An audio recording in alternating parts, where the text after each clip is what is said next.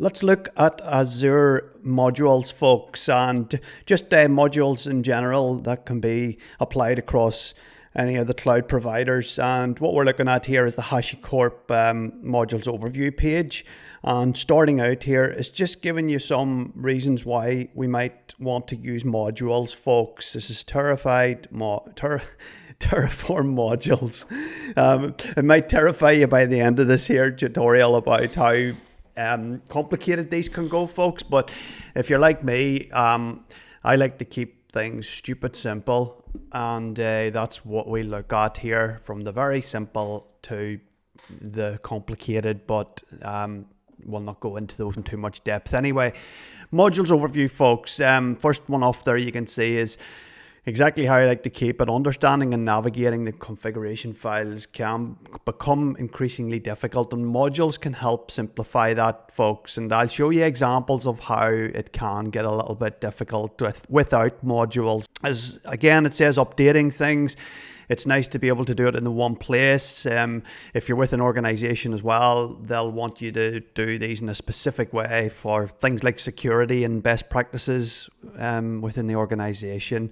It prevents duplication. It's definitely a good thing for that, saves time, and you might want to share the modules, folks, and that's exactly what I did recently at my organization. I was able to share a reusable module for a storage account, and that's the example, folks, we're going to use today. Okay, diving into these docs here, folks, is always a good thing. I lent on these quite heavily just to architect the module, going by the best practices here, and obviously leaning on people who are more experienced than me is always good practice too. Module creation, exactly like this page says, folks, recommended pattern. This is what I used to work through the module, and it tells you good practices about what to do. It is using the context of AWS here, but there's more pages that you can click into, links that are embedded in this page to dive you down a few different rabbit holes, folks. And it's good doco in Terraform, very easy to follow and doesn't go into too much, depth. It allows you to go and do your own digging, so it does, but it'll give you everything you need at the high level. Okay, other pages here, module sources, folks. When you do create them, it'll give you multiple options about how you can source those modules, and again, we look at ways to do that. Not all of these, but we look at a few ways to do them. Okay, folks, to start off, say for example we were creating a storage account. We're in the Azure Resource Management page here within HashiCorp on the Azure Resource Manager provider. And this would be a snippet of code, folks, that you could use straight off the bat to go and spin up an Azure storage account inside a resource group, which is a container, folks, in Azure, if you don't know, not teaching anyone to suck eggs, that will hold your resources. I've actually done something a bit ahead of the game as a bit of prep. So what you're looking at here, folks, is a very simple module call, and I've got some values just put in here randomly, but you can populate these with any values that you want to call the module. Okay, I've given the source of the module a path, and it's going back a couple of directories into the modules folder, which is good practice for any of your reusable modules, folks. And I've just called that one standard. It's a standard storage account. So we're looking at in here modules standard, and this is the module, folks. And as good a practice as I've put it in, based on like what I read in the Terraform docs and what people have told me. Okay, you could have more in here if you need, but this is a good practice folder structure, folks. Okay, the modules being called where we are now, I've actually just created these here in prep for us. If I just pull this one out and put it down there, so this sits inside your parent directory, folks. It's a parent calling the child being the module. So the parent's passing in the values, folks, here, passing those values down into the child. The variables are called these, okay? If I'm teaching anyone to suck eggs, I apologize. There's variables inside our child. These values are getting pushed into those variables, folks, okay? In this case, hard-coded, simplest way you can call a module, all right? In the module itself, folks, the variables, if you don't pass a value, have got defaults, okay, as much as I can as possible there. The top ones you can see is the name of the storage account. You want to make that unique. You don't want to give it a default, because eventually that default could be add up with a value that's actually being used. Again, resource group name, you would want to give it a unique one, because you might want to deploy them into different resource group names. But these top ones here are required: location, account replication type, and account tier. But again, I've given them defaults here, folks, okay. Even though you might not pass them a value, they're going to get a value anyway, because these are possible good practice things I want to give it. And again, if we go all the way down, we're pushing values into all of these variables, folks, all defaults. And it can look a bit complicated there, but again, make it stupid simple, folks, as you want. All right.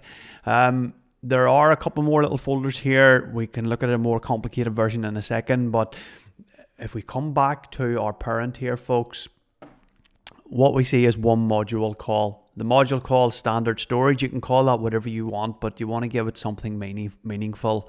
Okay. If you wanted to call the module again, you just can copy that block, copy and paste it, call it a different name, and call it _1, and still give it the same path, because you're calling that child module again, folks. All right. Parent calling a child. Obviously, you want to give it a different storage account name. You can pass it into the same resource group, same location. You can give it all the same other values as well, folks. Okay. Again, that's calling a child module. This case, it'll spin up 2 storage accounts. Our config for the provider is inside the main root folder here, folks, in the parent. You can see I've got a few things thrown together. I've got a back end if I'm going to run this back end in Azure itself in a storage account container. So we're not storing the Terraform state locally inside our repo. And I've put in provider versions here, folks, for the resource blocks inside the child module, like I said before. So in the child module, it's also got a main, like I said before here. I've got providers that you need, but they've got no provider versions. We're passing those down in from the parent. All right. So that module could be reused, folks, and it can be given different provider versions if required. All right. In this case, it's given these ones. You could put it into one subscription, one of your module calls, folks, for your storage account, and you could put another provider block with an alias to put your other storage account into a different subscription, folks. So the way the Azure resources are structured, if you work in Azure management group, subscriptions, resource groups, and then resources inside those resource groups, folks. Okay. And that works in a tree. Okay, so you can have multiple resources inside resource groups, multiple resource groups inside your subscriptions, and you can multiple subscriptions inside your management groups, folks. Okay, and it works up a tree like that. All right, and it's easier to control with regards to your your principle of least privilege when you allocate RBAC to that role-based access control. Not straying off onto another topic, but yeah, I was just going over that again in case that just refreshes you from what I've covered in the past. Anyway, this could go on and on, folks. Okay, if you want to make this more cleaner, again, you could set it up this way. I'll move this one out of there just to keep it clarified as best I can, and I'll move that one back into our parent. Okay. What we're looking at here, folks, is a data-driven way of doing it. So in this case, we only need to put one module call in, and then we can push data into it here, because it's looking at another output from a different module and collecting values. And it's then pushing those values down in. In this case, it's YAML files, folks. You might have already picked that up. There's 2 module calls. Now, in this case, what we're looking at here is a separate repository altogether. And if we just come out of this and go into using modules, module sources, I might have it in the search. Yep, I do. So you can use this type of path here, folks. It might lean a little bit more to AWS resources, mentioning VPCs here, but this is the type of path that you can use to target another module using HTTPS, namely a GitHub repo inside your own org, and it's using this type of path. So it's get and colon then the path, folks. Okay, and that's what we're looking at there. That's the one. So it's the exact same repository.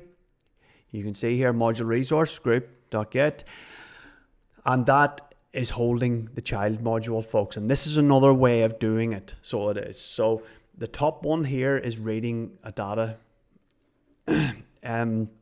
driven architecture. So I've got standard storage accounts. If we just lean on that one, the other one I put together was private ones. So these ones are publicly accessible storage accounts. So a YAML file could look like this, folks, and you're just basically passing in values in the YAMLs. If you're not across YAMLs, folks, they seem to be the heartbeat of a lot of things, so they do, and they're not hard to understand. You could just basically highlight this here and go to your Copilot and just open the chat up and ask it to explain this line by line. That's sometimes what I do on the really complicated ones that other people have created. But in this case here, just from the top down, storage account name, resource group name, location, account replication, account tier. These are the required values, folks.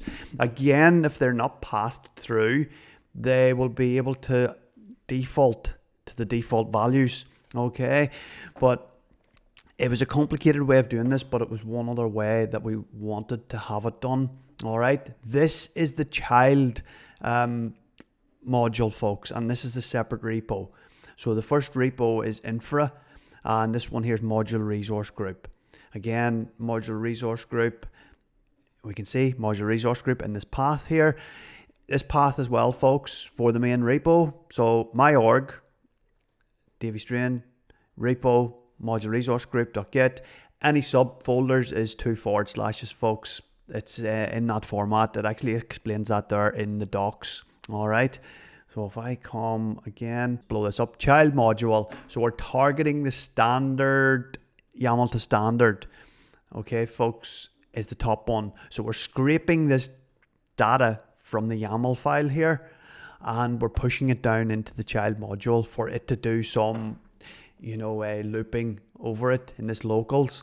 And this is where it can get complicated, folks. I'm not going to dig into how this works because, to be honest, it took me a while to figure out what I needed from it myself. There's a lot of try blocks in here, so it's handling you not giving it in the parent something in the YAML. So if you miss out values, it's handling that, okay? And that's what the try function is, folks. Again, it's delving into some of the Terraform magic that goes on whenever you give it these things.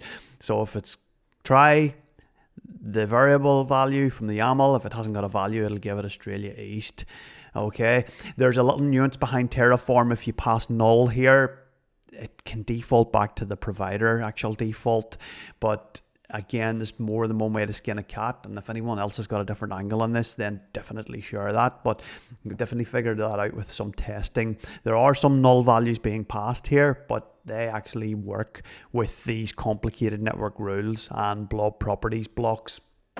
So this one here scrapes the YAML, and if we come back out and come back to here, so that was the top block in that child repo that we looked at, is scraping the values out of the YAML. Okay, it's doing the magic with them, and it's then passing them to this module call.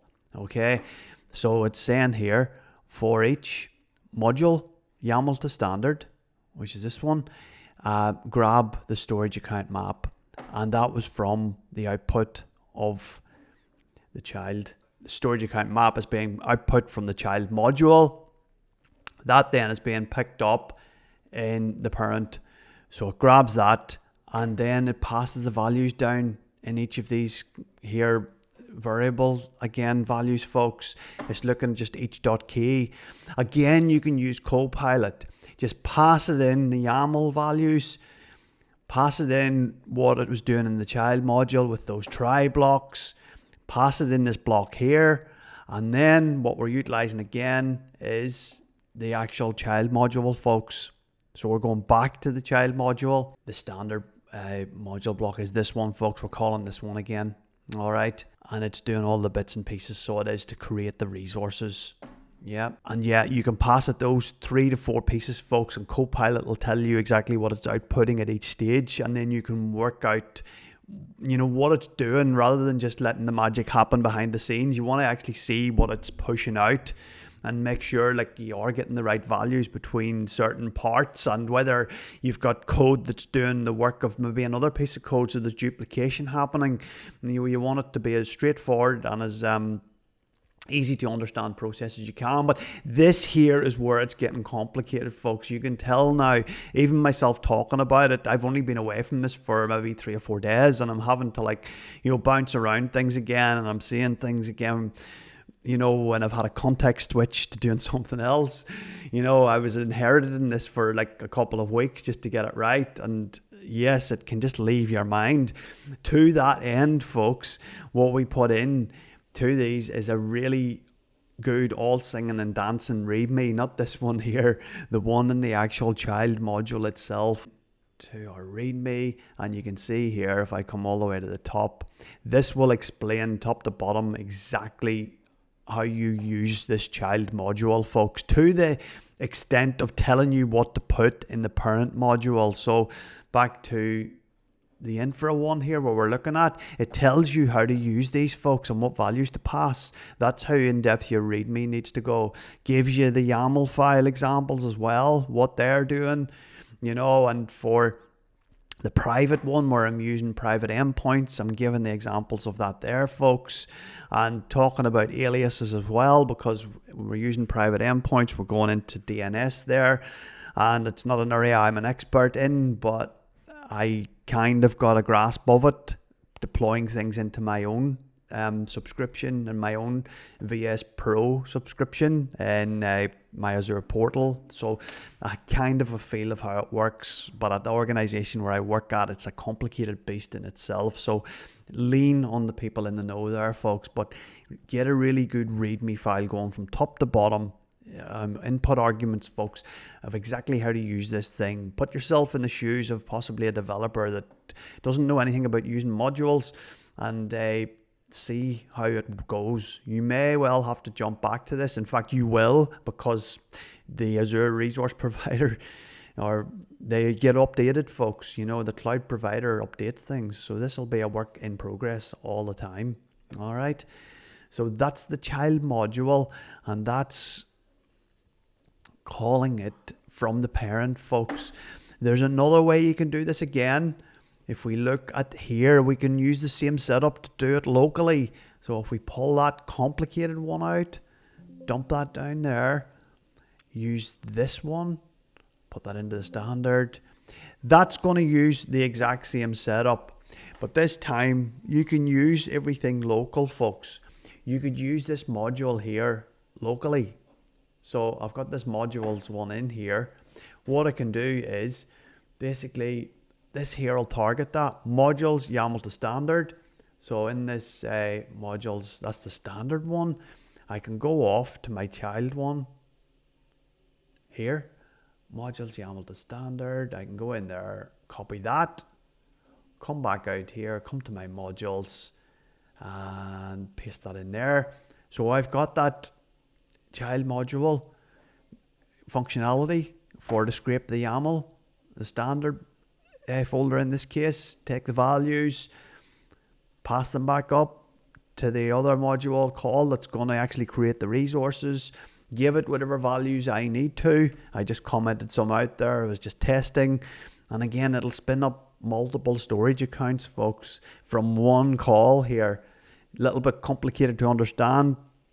This here could be hard-coded again, folks. Simply, you could pass in hard-coded values into some of these here. You don't have to actually take the values that are coming from your YAML, but you might as well use the functionality when it's there if you're going to create multiple, because it can get big and complicated. You start adding role assignments and containers and queues and tables into them, and finer grained details like your network rules and blob properties. It can get big, folks. Okay, it can just get big and complicated. you know, and I'm showing you just different angles of this here. Again, without even using like module calls for this, you could use a locals block in here and call like the YAMLs from that way. More than one way to skin a cat, folks. There's a lot of functionality in Terraform, and we've only used this here module example in the context of storage accounts. To take it to another level, folks, would be to look at using the actual verified module from Azure itself, and they are available if you come to the Azure Resource Providers page or under the Azure verified module. If we just copy that there and put that into the search bar, and this will give you the option to see them all. That's the storage account one. You could see them all here, folks. There's quite a few in here, and these give you a lot of good ideas and angles at how to create your reusable module. Okay, so if we go to the storage account one, the only thing we need to do to use that, folks, is just copy this block here, and it tells you to insert the 3 required variables. So if you come down, the first 3 are the required inputs: the location, name, and resource group. So if I open up another page where I've got this one set up, here we go here. And in this case, I've actually pulled this down already. That is the Azure verified module, folks. That's all the code, but that was that little block of code and the 3 values down. All I did was run Terraform in it to initialize it. So here's the exact one we're looking at here for to create the storage account. That's just the main.tf one. Okay, we'll be looking at multiple other ones here, folks, to create all the other things. You can see how big this can go. So main.tf for the storage account. Here's tables, not too bad, it's still quite big. Queues, getting bigger again. We'll have one for blobs as well. There's the containers where the blobs are stored inside. That's getting kind of biggish now, folks, so it is. And then you've got all the variable files again for the different ones. Variable storage account can go huge, folks. So you can see how complicated like it's done it here. There's every angle you could look at with regards to creating a storage account. But you can just take ideas from this, folks, because it's the Azure verified module. It's constantly being updated, and they would have come across any like hurdles or blockers that could possibly happen with regards to creating these here, you know, variables and stuff that get quite complicated through this. And you can go into the documentation that they have in their GitHub repo to get all this and see where the issues have happened. So it's quite good in that sense that these are out there, folks. Container variables, massive. It can go quite big, so they can, folks. But giving you more ideas. There's a lot of stuff out there on the internet, but if there was one overarching place I would go to get an idea where to start, it would be the Azure verified module, folks. And just take some examples from there and just start working and building up small. Okay, just like I showed you at the start of the video there, just trial and error. Just run it from the command line before you start deploying it inside, you know, a GitHub Actions runner and pushing it into the actual portal itself. Just see what you're getting on the actual command line output, plan output. All right. But that's a high level overview, folks, and some examples. If you want any of these examples, I'm happy to share them with you. This module here will be the child and the parent. I can share those code samples with you, folks, and that might give you a start so you can sort of like break it down, break it, play with it. Like I always say, that's how you learn, or that's how you can learn. It's a good way of learning. All right. But as always, folks, I leave this one with you. I wish you all the best. Take care and good luck.